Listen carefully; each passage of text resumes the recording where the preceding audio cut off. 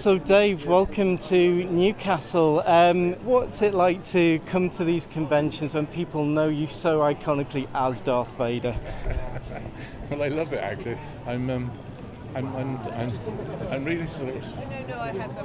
I'm absolutely knocked out by the fact that Darth Vader, something I did 40 years ago, is now regarded as the ultimate screen villain of all time. And it's a fantastic accolade to have, and and it's just amazing the way the public has reacted to it, and because I do these conventions every weekend.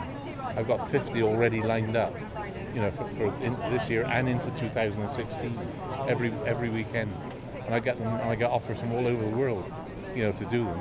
The only problem is I'm having problems at the present moment with my leg, and I'm trying not to do too many foreign trips, but I got loads lined up for the UK, so everybody's going to see me in the UK. Yeah.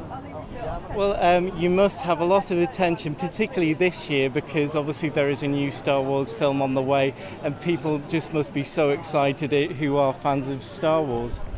Yeah, I think so. Yeah, it's always great news, when the new Star Wars film comes out. I mean, I was lucky. I did, I was in episodes 4, 5, and 6, which were good.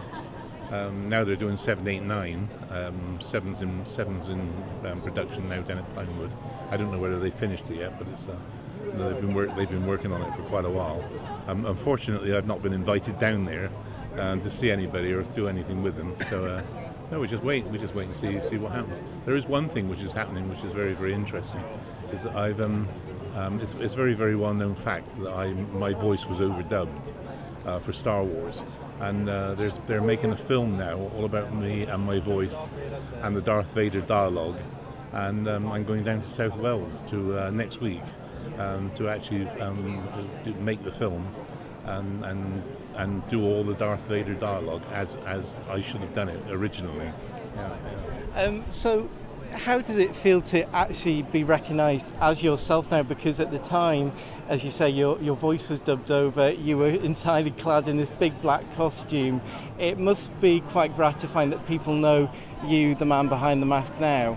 Well, I've had so much publicity over the years, and and you said the other thing. Don't forget that it's exactly the same time as I was doing Darth Vader. I was also doing the Green Cross Code Man, and I got so much publicity from the Green Cross Code, and the Green Cross Code became the most successful road safety campaign that we've ever had in Great Britain, and eventually I got awarded an MBE from the Queen for services to road safety and charity, but. The Green Cross Code campaign was so successful because all the kids knew that the Green Cross Code Man was Darth Vader. As I said, eventually, I went to Buckingham Palace to meet the Queen and got awarded the MBA and for services to road safety and charity. But Star Wars there's nothing that can compare with it. To think that something I did 40 years ago is now so enormous. That I can travel all over the world on the back of it. I just can't get over it. To be perfectly honest, I can't get over how lucky I am to have landed the role of Darth Vader all those years ago, and it all came about through George Lucas phoning me up one day, and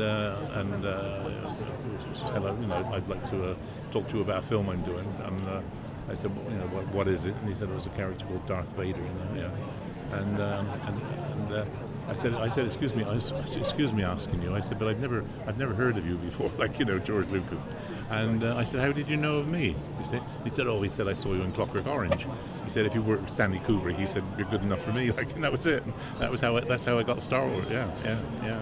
Obviously, an incredible time, and you must have some very fantastic memories of that time. Well, it's now, as I said, it's 40 years. I've been sort of traveling the world on the back of Darth Vader, as it were. And so, I've traveled all over the world. I've done fantastic conventions over in Japan. I've been to Australia. I've been all over America. I haven't been to New Zealand as yet, but there's all sorts, all over the continent as well. Yeah, so it's and you meet some wonderful people, and you do a lot of good publicity as well. And one final question. Obviously, you're here in Newcastle. What have the fans been like here in Newcastle? Oh well, this is my second time in Newcastle, so I'm used to the Newcastle fan. No, they're great. I mean, there is nicest, one of the nicest bunches of fans all over the world. You know, they really are very, very pleasant, very, very friendly. Yeah.